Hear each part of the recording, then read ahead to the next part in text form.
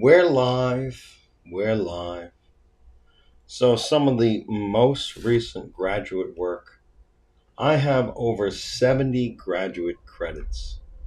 I studied clinical psychology, health and hospital law, counseling psychology, and I have a bachelor's in biology and chemistry. Much of my life has been in pursuit of healthcare. When I was young, I was advanced in math and science. I was taking ninth grade math and ninth grade science. In eighth grade, I was also advanced in seventh grade, where I was taking, I don't know, I guess it was eighth grade material, but in eighth grade, I was taking ninth grade New York State Regents exams. Now, I sacrificed advanced placement to go to Chaminade High School, who was exempt from New York State standardized testing. I chose their school because they had demonstrated academic excellence, where they were exempt from New York State standardized testing based on a track record of academic excellence. They had a 100% graduation rate, and they sent many people to Ivy League schools. Hindsight's 2020. I don't think the education I received there was superior to what my sister received at St. Anthony's. I think I would have had a better quality of life had I gone to St. Anthony's. And had I gone to St. Anthony's, I would have progressed through. I would have been taking 10th grade material in ninth grade, 11th grade material in 10th grade, 12th grade material in 11th grade, and whatever material in 12th grade. Shauna didn't even offer AP exams. What they did offer your senior year, you could have paid them $20,000 to complete a full year of college credits. But my mother didn't want me to do it because she wasn't sure if the school I was applying to would accept those credits. Turns out, I think 8 out of the 9 schools I applied to accepted those credits. I was fairly confident I was going to college. My sister, she and I scored similarly on the SATs. I was awarded merit based scholarships to several schools. I wound up going to Dickinson College, which is a top 50 uh, liberal arts school in the United States. So in eighth grade, I had made my intentions known that I was pursuing a healthcare related field. I was encouraged to do this by my professors, by my teachers. I was an honor roll student, straight A student, and in high school, when I took the SAT, I also declared that I was going to be some sort of medical related major. I joined Pre Med Society when I arrived at Dickinson. I didn't like doing this because college was never solely for the purpose of applying to medical school, although it's the only career path that I had in mind that required college. So if I wanted to go into hotel and restaurant management, that's something I would have enjoyed studying at a collegiate level. However, it's not required by the field. Um, to become a doctor, you need to go to a 4 year university, you need a bachelor's, then you need to apply to medical school. You need to do 4 years of medical school, so that's 8 years of schooling. Then you need to do 3 years of residency. And if you want to specialize, it's 1 to 2 years of a fellowship. Now, from some of the information I've gathered recently, it seems like the residencies almost bake in the specialties. So I don't know if that fellowship thing still holds true. But in order for me to take over my father's private medical malpractice, uh, my private, my father's private medical practice, in my head it sounded like malpractice. To take over my father's private medical practice, I would need to complete those education and training requirements, and I would need to do a fellowship where I was working under a endocrinologist, and there's a lot of liability. It's very competitive. You need a high GPA. Um, you need like a 3.8 plus, and then you need to do very well on the MCAT.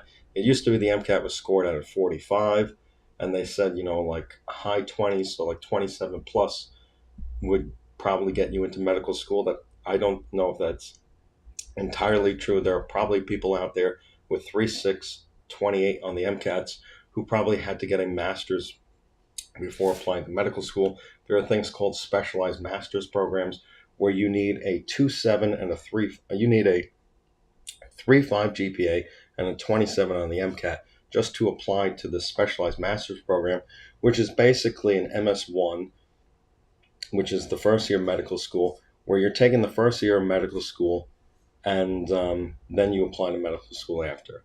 So basically, they want to see if you're capable of doing the work. Um, it's not my understanding that the specialized master's program by itself leads to anything, although someone told me that it could be a master's in physiology and potentially lead to a physician's assistant.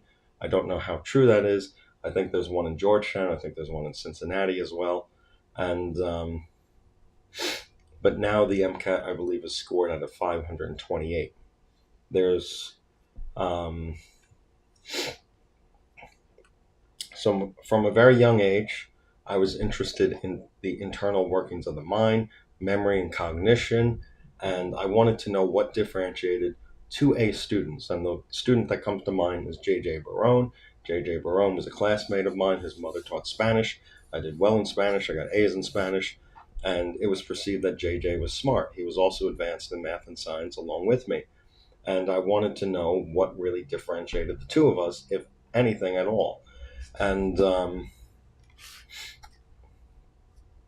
so that piqued my initial interest in cognition and comprehension.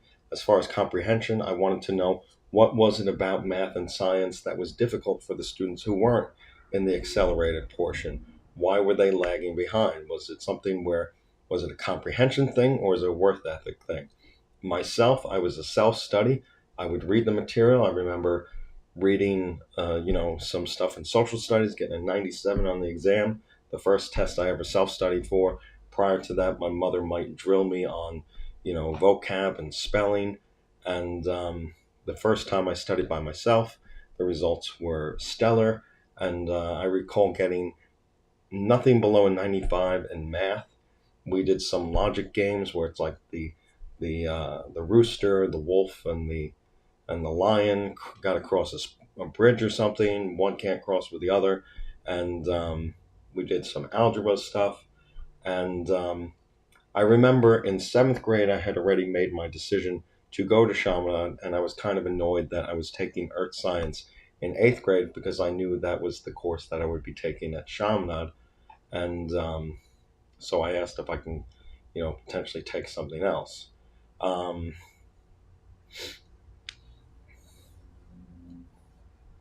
Over the years, my father would describe to me some of the things about insulin and glycolysis and, um, six carbon molecules converted to three carbon molecules and whatnot. And it, I took more of an interest in the business and policy side of healthcare, the liability end, because as a student of my father, I wasn't able just to join an apprenticeship. And I think this probably, like, I always knew, I felt I could do my father's job. I always thought that the hardest part would be school itself. The hardest part would be getting into medical school. The hardest part would be medical school. And the job itself, I didn't feel would be incredibly difficult. I was interested in science. I was interested in, providing a public benefit. And, you know, I wasn't just able to work under my father as an apprenticeship. I had to go through all those training and educational requirements. So I started listening to more of the liability things where my father's paying into medical malpractice. I listened to his relationships with the pharmaceutical reps, where my father used to get concert tickets and baseball tickets from these drug reps. And I've been to the World Series on the dime of a few of the drug reps, and then they abolished this practice. And it seemed to come with the rollout of the security rule out in 2003. This is the first time I'm introduced to HIPAA. HIPAA had existed since 1996, but now the security rule applies to electronic healthcare records, and I felt that this was the early onset of the adoption of electronic medical records, which I tried to convince my father to adopt. He pays to opt out of the electronic healthcare records. Um, HIPAA privacy rule does apply to paper records, and of course, there's confidentiality and privilege. Um, But my father, when he first described HIPAA, he described it as somewhat of a burden because it came with more paperwork. And there have been doctors who say that it's kind of cumbersome when coordinating care. And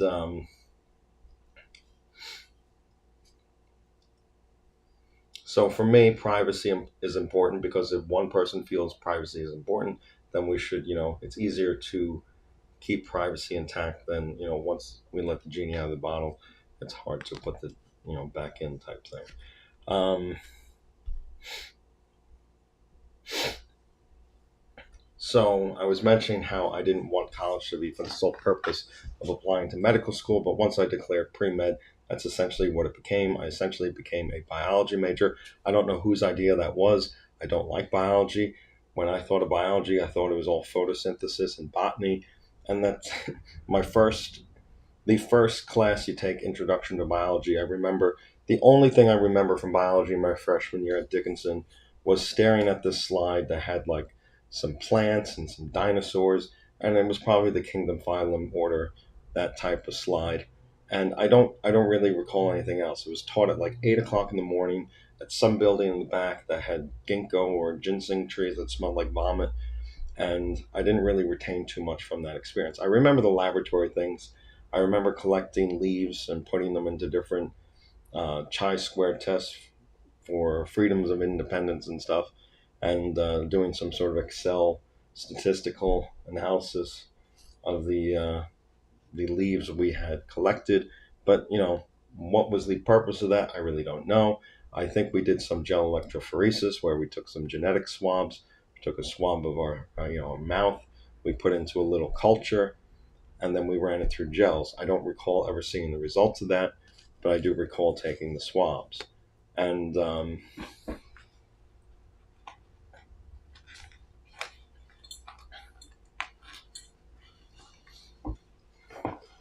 I studied here. You see, one of the courses I studied is it's not listed here. Where is it? I see counseling skills, counseling theory, orient professional counseling, abnormal psychology. I don't see developmental psychology, human development. That's one where we studied the Erickson psychosocial model of development. And there's a chapter that speaks about, 18 years old and their first year of college, and it's a moratorium period where people are graded pass fail before they declare their major. And I didn't experience that. When I was a freshman at Dickinson, they said you can't declare your major freshman year, but since I declared pre med, I was essentially a pre med biology major by default. And I feel I never had. That's why I went to college. I wanted to explore the things that I wanted to figure out what I was interested in, what I was good at, what I was bad at, to find out if there's something that was better suited for me than medicine. Now, I did find an appreciation where I fell in love with healthcare policy, and I'm so grateful for the opportunity to have studied health law at Seton Hall Law School. And but I regret not having opportunities to study things. I regret not having the opportunity to study abroad. I regret not having the opportunity to study the things I want to. When I toured schools, I felt that the liberal arts schools did very little to differentiate themselves. So every tour was, and there's a joke on college humor where they talk about like this is the building that's not going to exist until after you graduate, blah blah blah. Well, I felt every school was we're a liberal arts school. You need to take 33 core credits as part of our liberal arts curriculum. Those are going to be in the humanities or something, and one's going to be a science, one's going to be this, and then you need to take X number of credits towards your major and whatnot.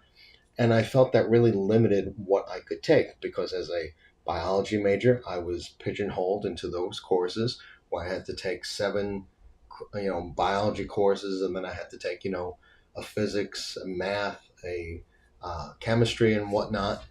And you had to take the last 90 credits at the degree awarding institution. And then any school that mentioned, Catholic school, we have religion. They were immediately crossed off my list because I went to Catholic school K through 12 and I had my fill of Catholic school. I didn't want to take any more Catholic schools. I wanted to diversify my education. I wanted to diversify my experience. And I wound up choosing a secular school, and I made friends with some Jewish students. And Dickinson described themselves as a very diverse school. It was fairly white. Um, I like to describe Villanova as an Abercrombie and Fitch ad, where it was almost crossed off my list because I felt it was too much like St. Anthony's. If you're from Long Island and you go to St. John the Baptist and St. Anthony's and Chaminade, there are different malls in the area, and you might describe St. Anthony's to be associated with the Walt Whitman Mall.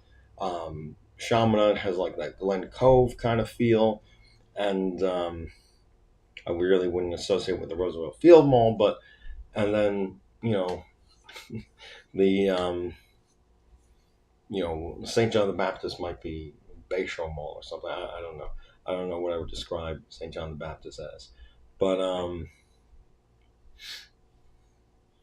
I felt that St. Anthony's kind of had an Abercrombie and Fitch type feel, and when I went to Villanova, I got that feel, and I wanted to branch out, and I wanted to move on and try different outfits on, try different roles on, and so I really, hindsight's 2020. It's the only D like I would have loved to have been Villanova alumni when they won the NCAA championship. That would have been right up my alley. I'm a huge, I don't want to say huge, but I'm a bigger college basketball fan than I am of the NBA and WNBA. And Villanova has won a national championship in recent history, and the school that I was aiming for was the school that my father went to, NYU. And when I actually toured the school, I decided I wanted to go to a smaller school, more quaint school. I didn't want to go to a city school. When I toured Franklin Square, I basically crossed it off my list. And originally, I didn't like Dickinson, but when I toured it a second time, I guess I liked it. I liked Bucknell. Um, and But when I was in eighth grade, getting all the A's, I didn't consider myself, Harvard material.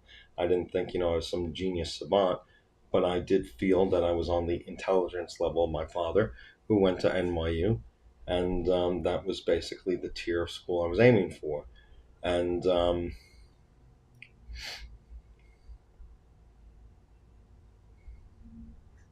I was awarded some merit-based scholarships, and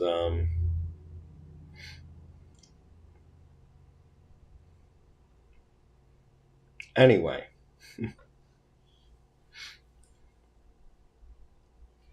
this is abnormal psychology, and this is my current events assignment. I spoke a little bit about ICE. This assignment was a little. I felt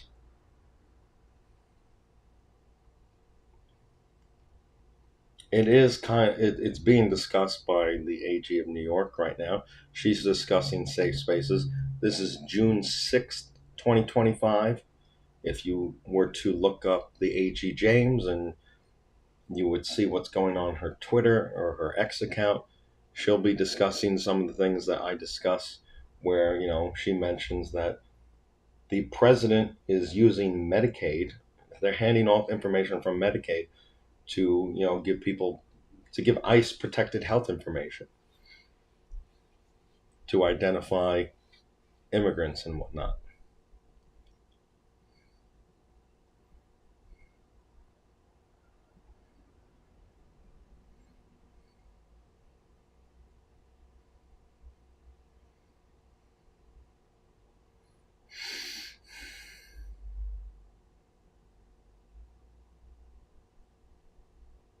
Let me get back to this one. The one I wanted to discuss is the differential diagnosis. So I have here abnormal psychology, and we have a mini case study. This is the first mini case study. The information is red. That is information. So the information in black is information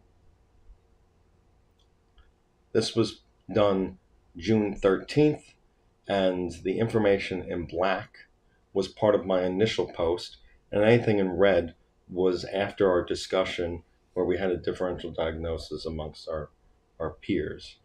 And so we might have had information. I think our initial post was maybe due June 6th or something, and then we were given extra information June 7th. Let me just double check.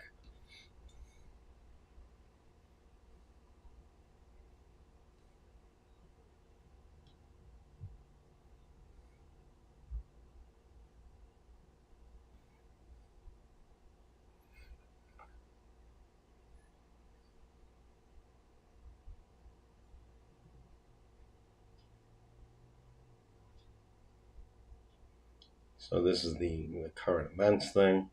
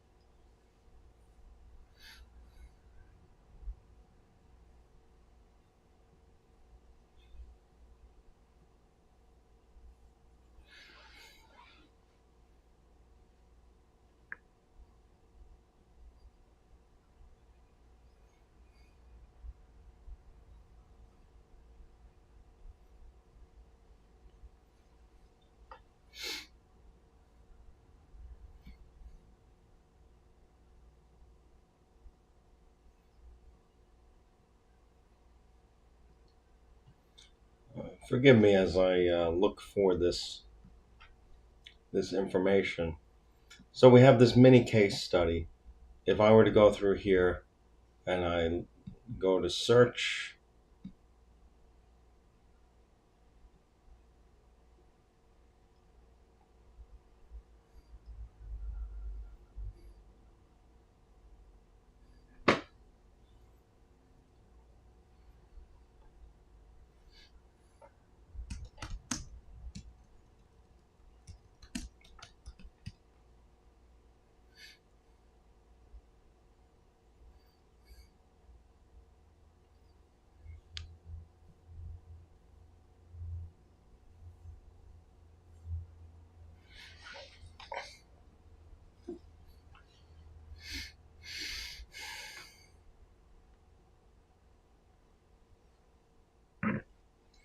so we have this discussion board mini case study 1.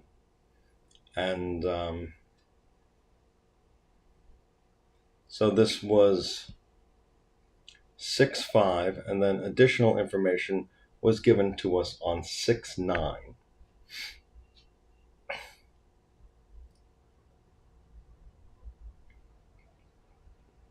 So the instructions for that case study is here.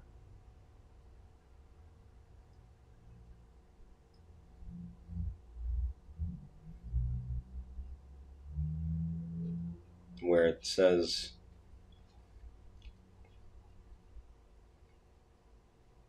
You can make any corrections and changes on your final draft after you've engaged in the weekly discussion with your peers in red to show that you've incorporated feedback from your peers that have changed or enhanced what you've originally provided. So based on the extra information for the mini case study 1, I felt, I guess, a diagnosis of post-traumatic stress disorder could be made.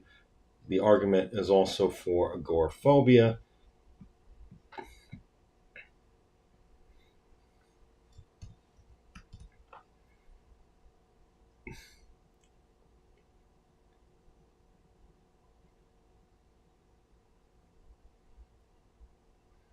Because the DSM says specific phobia situational type should be diagnosed versus agoraphobia if the fear, anxiety, or avoidance is limited to one of the agoraphobic situations, requiring fears from 2 or more of the agoraphobic situations is a robust means for differentiating agoraphobia from specific phobia, particularly the situational subtype. So,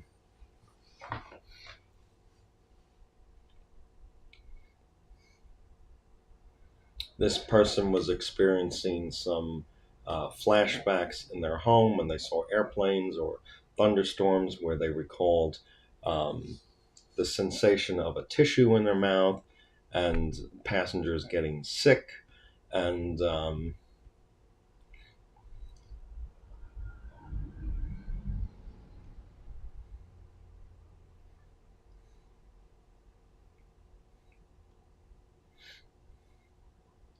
so we were to go to the explanation for that case study 1.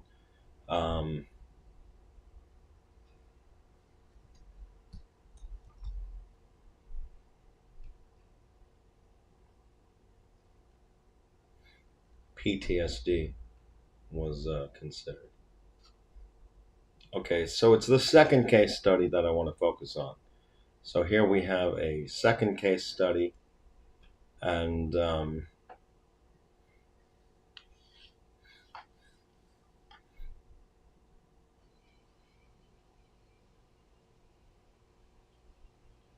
we have here the discussion board, and here's my post, and you'll see here that it says last edited. And this was something where I went through, and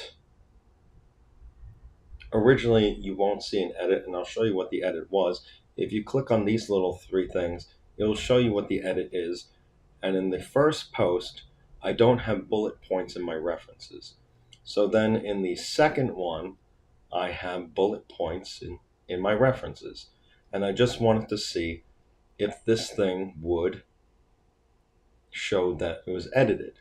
And it did. So if I go down to another student,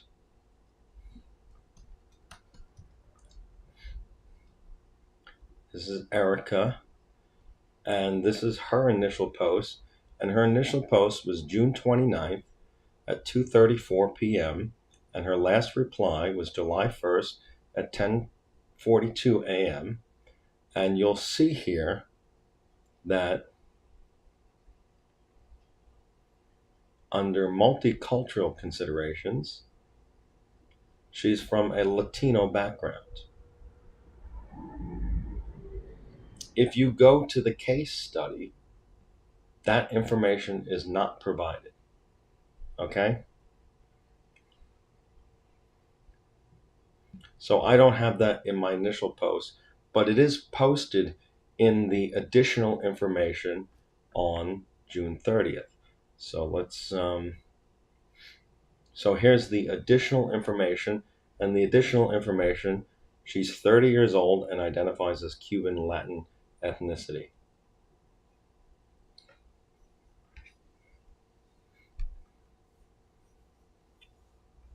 I'm going to share the original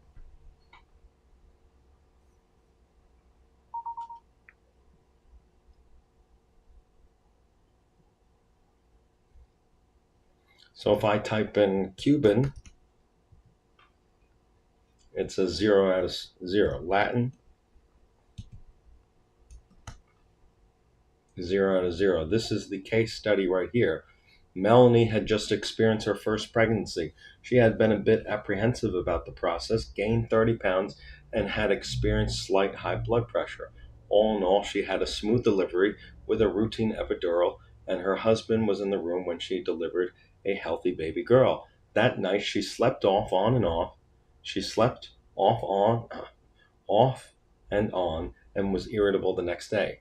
She started to breastfeed her baby, listened attentively to the nurse, and learned about bathing and postpartum care. The next morning, when Melanie was having breakfast, her husband came to take her and the baby home.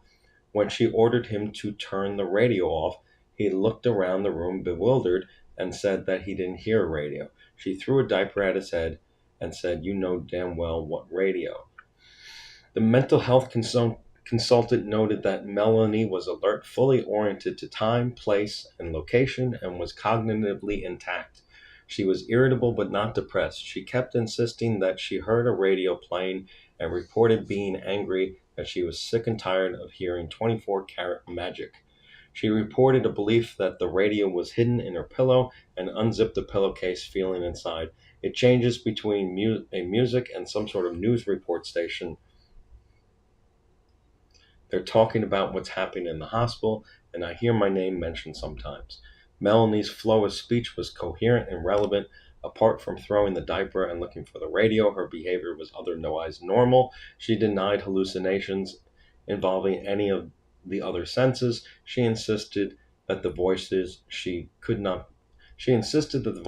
said could not be imaginary and didn't think anyone was trying to play a trick on her. She reported no history of drug or alcohol use, and her OBGYN vouched for her excellent general health.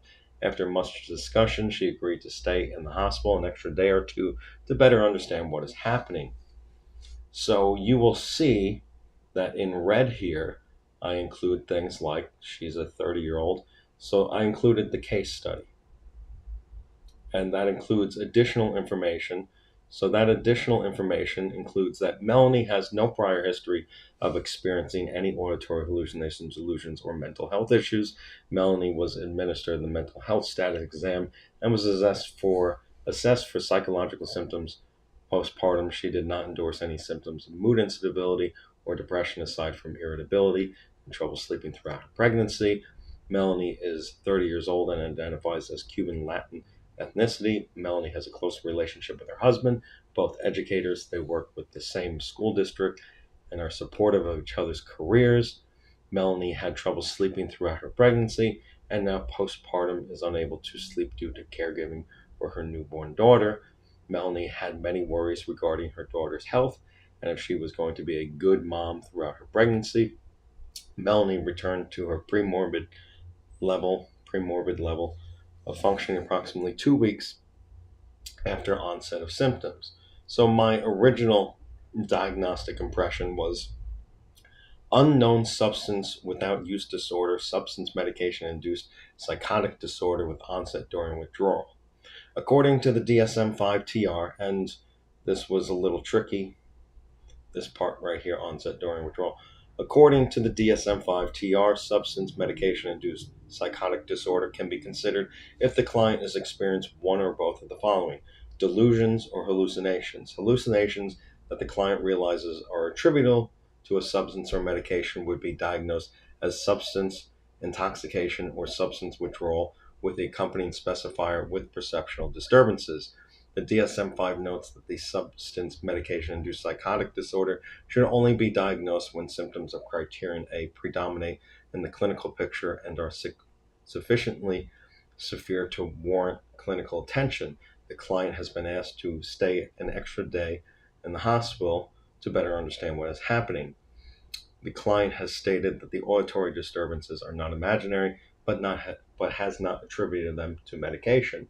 According to the DSM-5-TR, in addition to the two symptom domain areas identified in the diagnostic criteria, the assessment of cognition, depression, and mania symptom domains is vital for making critically important distinctions between the various schizophrenia spectrum and other psychotic disorders. The client's cognitive function appears to be intact. They report irritability but not depression and are fully oriented to time, place, and location. There is no indication that the client is experiencing mania. The client's flow of speech is coherent and relevant. The routine epidural may have included a substance responsible for the auditory disturbances. According to Brunton et al., lower concentrations, 0.25%, 0.125%, or 0.0625% of bupivacaine, I believe it's some sort of cocaine derivative, like lidocaine or something, with 2 micrograms per milliliter of phenytoin added frequently are used to provide analgesia. I took chemistry. This is a word I frequently encountered. I can't pronounce it. During labor, the client has no history of drug or alcohol use, and the OBGYN has vouched for the client's excellent general health. The onset of symptoms seems to have occurred post-labor and has been observed for less than a month. Additional thoughts. This is in red. This came after my discussion with the peers. My initial thought when reading this case was it was too early to make a diagnosis and that more information was needed. The patient presented with auditory disturbances, which may have met the criteria for several DSM-5 conditions. The onset of symptoms occurred after she delivered a child.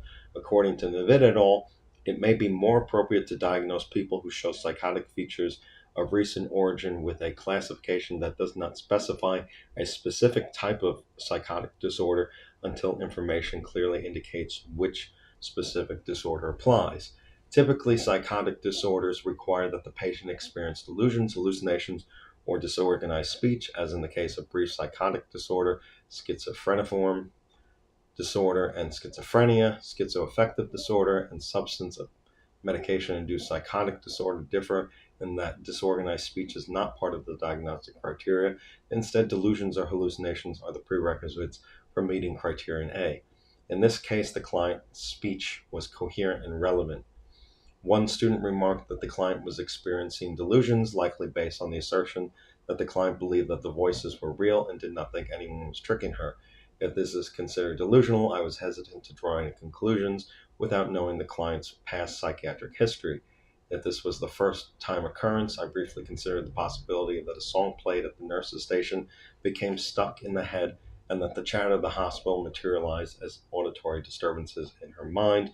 From there, I shifted my focus to a biological approach, particularly considering that the epidural and medication administered during pregnancy, as I sought to better understand the etiology of the symptoms. Given that the client was placed on medication, I initially approached the case from a biological perspective. However, my treatment of the symptoms would involve a humanistic approach to better understand how the symptoms affect the client to determine the most appropriate direction to minimize their impact. The client may express a desire for pharmaceutical interventions to stop auditory disturbances and assist with sleep, or she may reject medication in favor of a psychosocial approach. According to Navid et al., no single treatment meets all the needs of patients experiencing schizophrenia. The conceptualization of schizophrenia as a lifelong disability may require the coordination and integration of multifaceted approach that includes medication, family therapy, supportive or behavioral therapy, vocational training, and housing or other support services. Since the client's symptoms resolve within 2 weeks, coordinating such an extensive treatment plan may have been unnecessary. Continued observation to better understand the etiology of the symptoms and the nature of the condition can lead to a more appropriate course of action.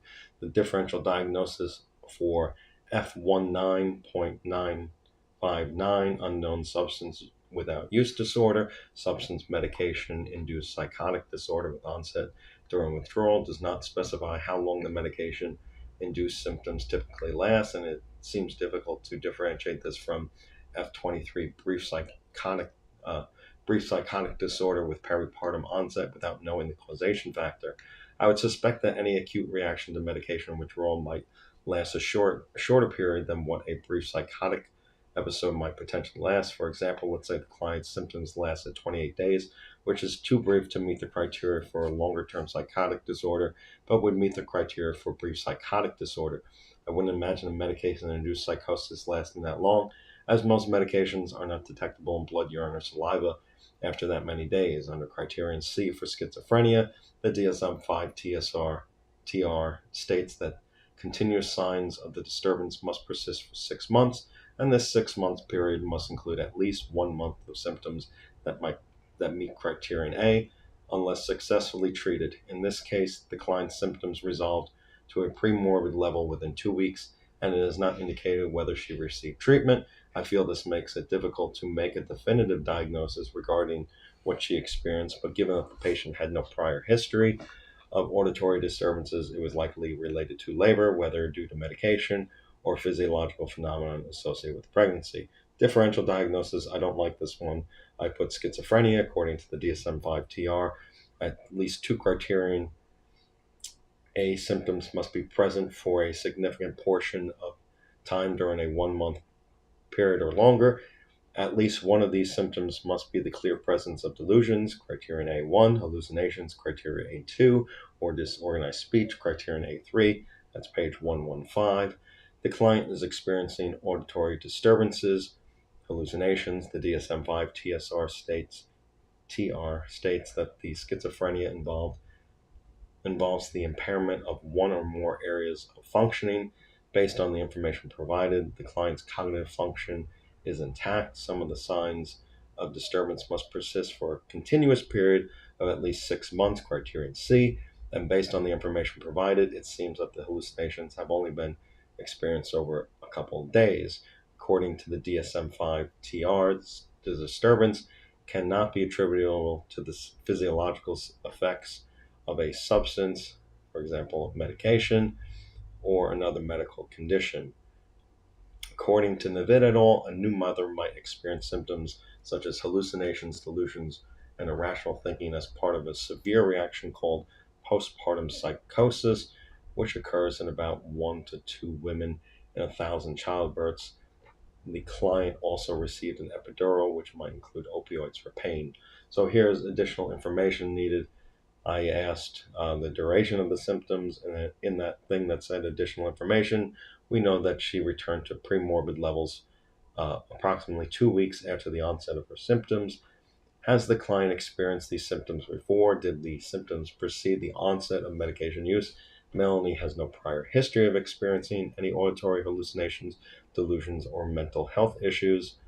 And then the contents of the epidurals. I actually called several hospitals and to find out what would be included in a routine epidural, including Yale New Haven, who was reluctant to give that information over the phone.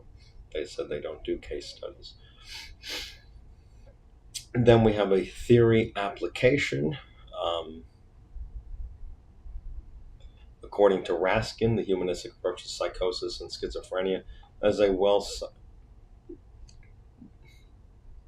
According to Raskin, the humanistic approach to psychosis and schizophrenia, as well as psychodynamic approaches, are often dismissed by biologically oriented practitioners.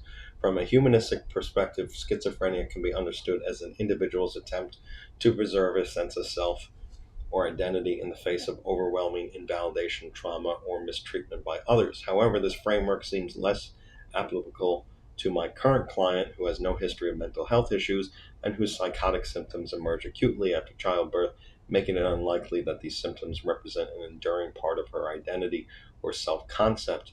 In contrast, the biological perspective focuses on physiological correlates, which research consistently demonstrating correlation between schizophrenia and enlargement of the brain's ventricles, particularly the third ventricle. The structural finding suggests decreased brain volume, potentially indicating fewer brain cells. Despite the correlation between brain volume and schizophrenia, there is currently no way to diagnose schizophrenia via an MRI scan. While the biological model offers insight into chronic neurological development changes associated with schizophrenia, it does not fully explain the acute onset of psychotic symptoms following childbirth or possible reactions to medications administered during pregnancy. Given that the client had no prior history of psychosis and her symptoms resolved within approximately 2 weeks, it seems more likely that her experience was an acute transient reaction rather than a manifestation of chronic brain changes associated with schizophrenia.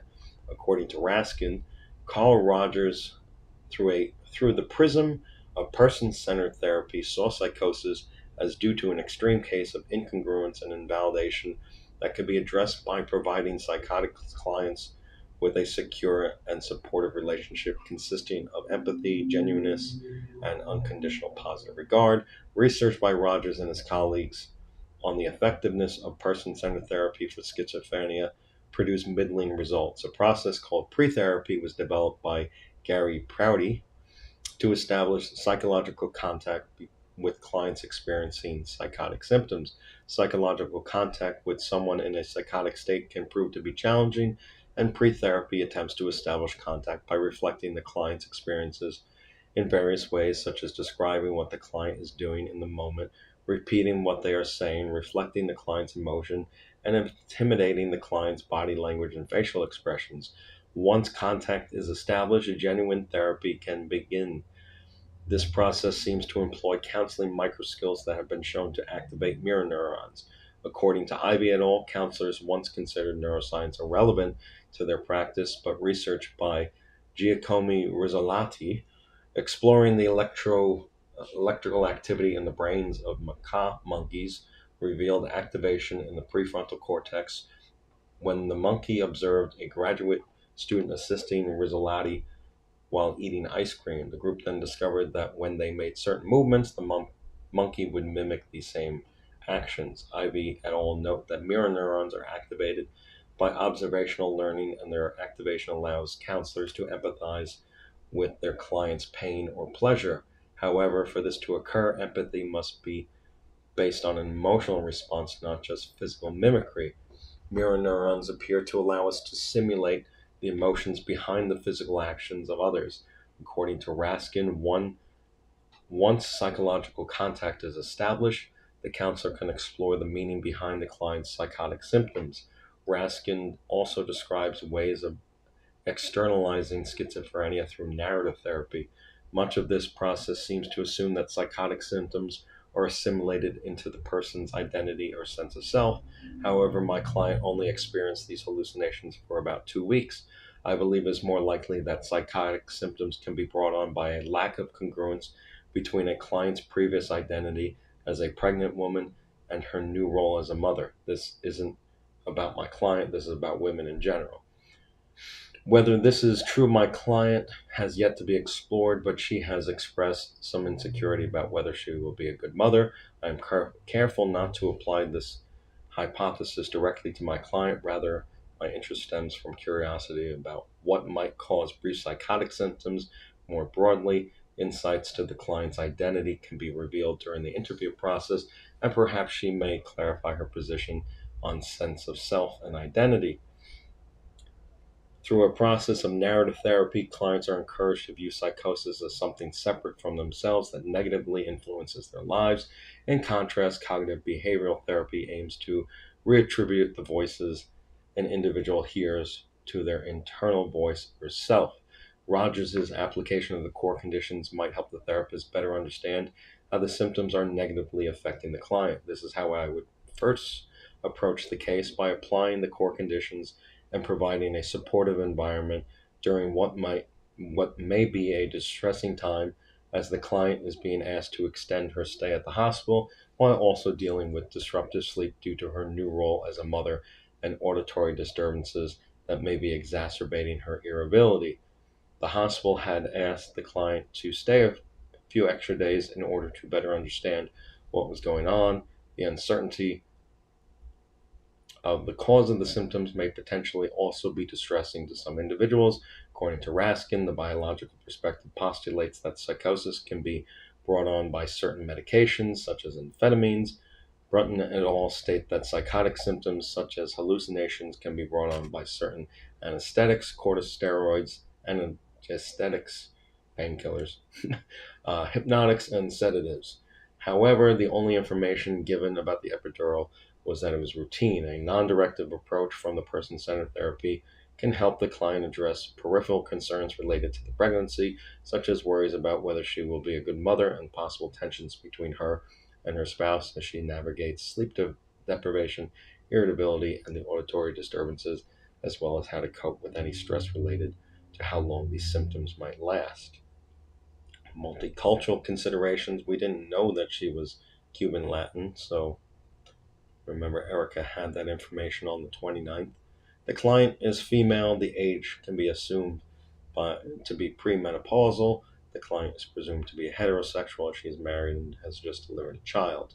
So, goals and therapeutic interventions: reduce auditory hallucinations. Intervention 1: cognitive behavioral therapy helps clients control hallucinations by means of reattributing the voices they are hearing to their internal voice or self. Patient consent is required before changing the client's thinking patterns. Due to risk involved with pharmaceutical interventions, such as serious medical complications such as sudden cardiac arrest, substantial weight gain, possible brain damage, seizures, and metabolic disorders associated with increased risk of death due to heart disease and stroke, I would need to consult with the client to determine if this would be a treatment route they would consider. According to Nevididol, atypical antipsychotics have the potential of reducing or eliminating voices associated with schizophrenia. These drugs include risperidone, which was involved in a class action lawsuit for causing abnormal development of breast tissues in males. Control symptoms of possible underlying health conditions and symptoms. Reduce blood pressure, weight. This may help rule out underlying causes of other symptoms such as sleep disturbances, irritability, and hallucinations. Treat irritability. Possibly employ a family intervention therapy to help the individuals develop more cooperative and less confrontational ways of relating to others, since it is perhaps too soon to make a diagnosis of schizophrenia. Approach this treatment intervention with the intention of improving understanding and communication between husband and wife as the wife experiences irritability, fostering effective problem solving and coping skills, while also reducing friction in the family. Then these are responses to some of my peers on the discussion board.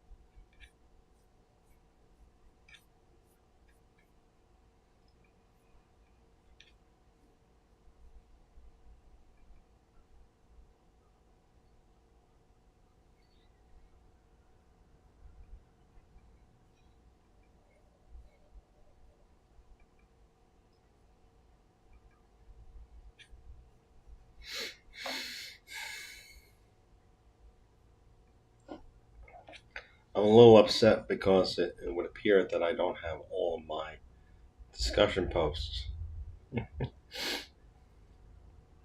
So while I have the second case study, I don't appear to have the first case study.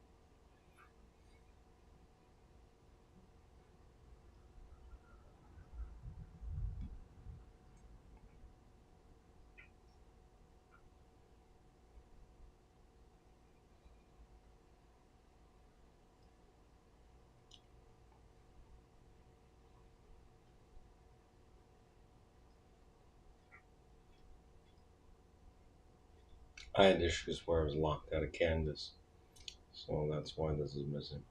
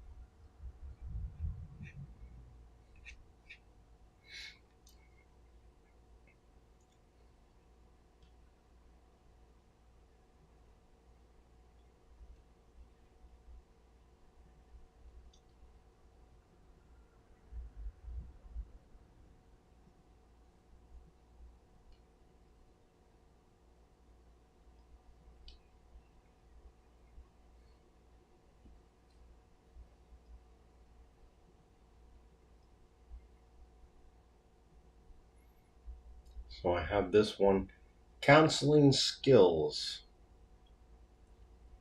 I have this paper, who I am paper. I go to this, I go to properties, and I go to statistics, and it was created on October 8th, 2024. There were some issues with this paper where it was submitted October 9th, 2024. You will see here it says October 9th, 2024.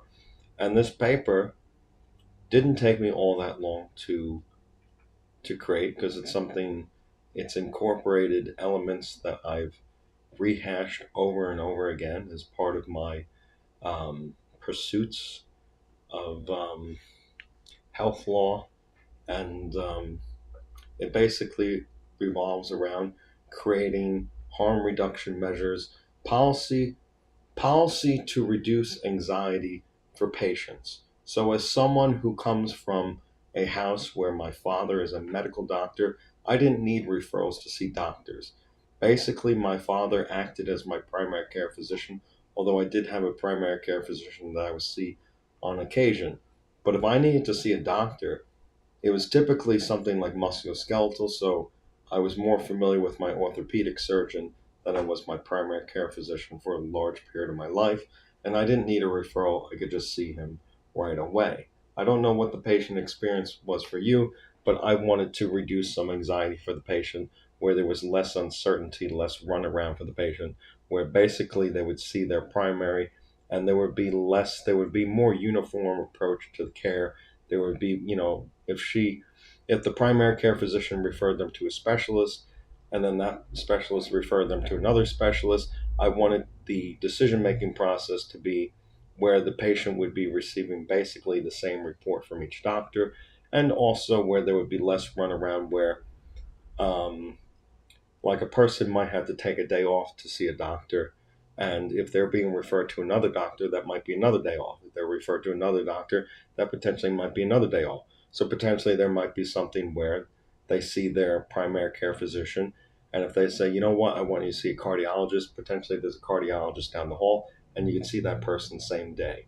And, for some people, seeing the doctor might be an anxiety producing experience. So I wanted to reduce that anxiety for the patient. I also wanted to implement quality of life um, improvements for doctors, paperwork reduction acts, potentially reduction in training, potentially improve pay and whatnot. And so these are just some preliminary things early on in my life that I had an agenda for. Um, but I wanted, as an agenda, as someone who was intending on taking over my father's private medical practice and being a medical doctor, I wanted to create a safe space for clients where they would feel confident in my professional capacity, and they would also feel comfortable but divulging sensitive information to me based on my sympathetic, compassionate caretaker persona, one that projects warmth and instills trust in the client. And I've articulated this in several ways, and that was basically the foundation for this paper, because part of the process of counseling and the interview process is the person feeling comfortable divulging that sensitive information.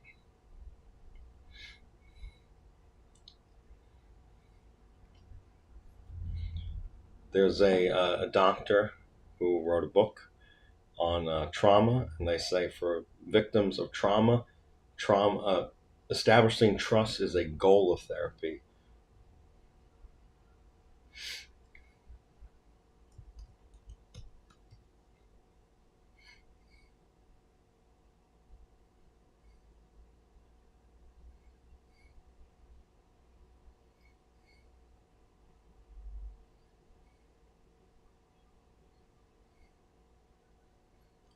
According to Herman, traumatic experiences causes individuals to question basic human relationships. Traumatic experiences shatter an individual's fundamental assumptions about safety in the world.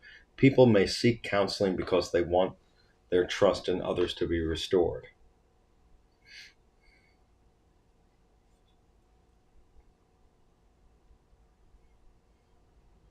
And that book is Trauma and Recovery.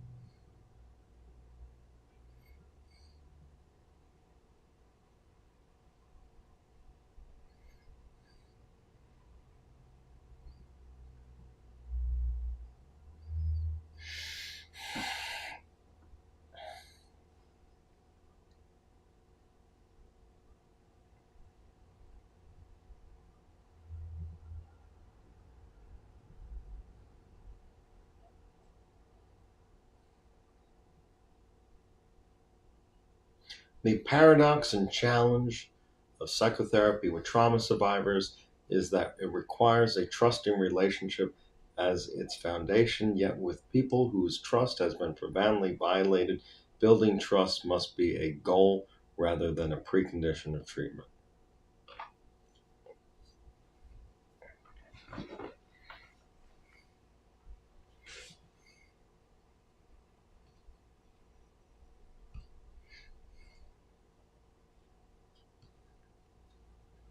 there was issue with this paper and its submission. I submitted it on October 9th.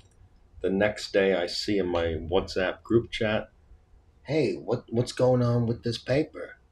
I don't know. The whole module's missing. And we didn't receive feedback on this paper for a very long time. And what I had to do was October 29th, we had to re upload it. So what I did was I went into Canvas, and rather than re-uploading it from my local hard drive or from my cloud storage, I uploaded it from the Canvas file that I already submitted. So I went to Canvas, I went to the Canvas Studio, and I clicked on My Vision of Counseling, which is the title of this paper, of the file, and I uploaded it. So it's the same paper. If you were to go into this thing, there would be a My Vision of Counseling listed as uploaded on October 9th, and then there would be a My Vision of Counseling 1 submitted on October 29th. If you were to download them both, they would be identical word for word. If you go to properties, you would see that they were both created on October 8th, and they would be modified whatever date you downloaded them, which I don't fully like.